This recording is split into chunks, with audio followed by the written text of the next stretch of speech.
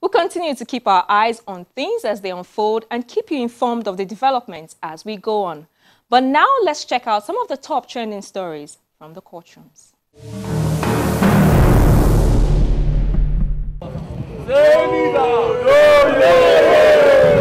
We begin with the report that the Supreme Court has adjourned indefinitely hearing in the appeal filed by the Senate President, Dr. Bukola Saraki, challenging the continuation of his trial on alleged false asset declaration. Justice Mohammed Dattijo adjourned the matter on the grounds that all processes had not been filed and served. Justice Dattijo said the registrar of the court would transmit hearing date to parties as soon as the processes were filed and exchanged. Dr. Saraki is challenging the decision of the Court of Appeal Abuja, which in December 2017 nullified 15 out of 18 count charges filed against him at the Code of Conduct Tribunal. The outstanding 3 charges border on the alleged false declaration of the property on 17A, 17B MacDonald Street, Ikoyi, Lagos, an incoherent asset declaration after Dr. Saraki's tenure as governor of Kwara State. The Senate President is asking the Apex Court to set aside the decision of the lower court and uphold that of the CCT, which acquitted him.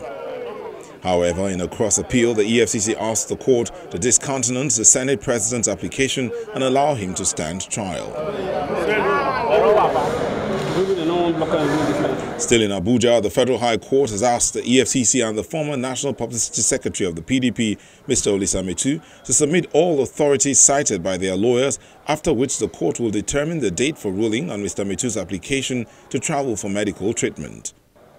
A former PDP spokesman and his company, Dextra Investments Limited, are being prosecuted by the EFCC on a 7-count charge of fraud and for allegedly laundering part of the funds linked with the former National Security Advisor, Colonel Sambo Dasuki.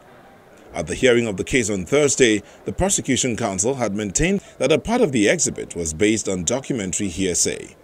A defense counsel, however, urged the court to direct the EFCC to constitute a medical team to assess Mr. Metuh's health with a view to ascertaining the veracity of his claim of ill health.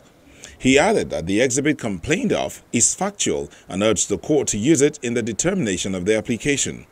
The former PDP spokesman, who recently came to court in a wheelchair, had made many unsuccessful attempts to get the court's permission to travel abroad for treatment.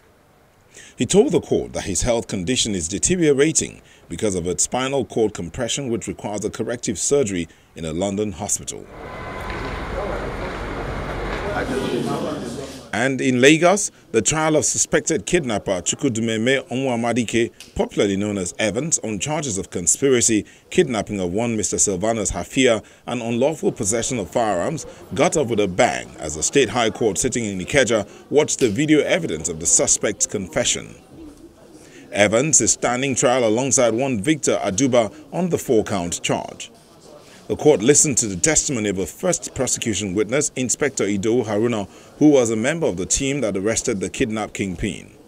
Through the witness, the prosecution played in evidence 2 videotapes obtained by the police depicting Evans' narration of his mode of operation, the various bank robberies he was involved in, and the ransom paid by various kidnapped victims.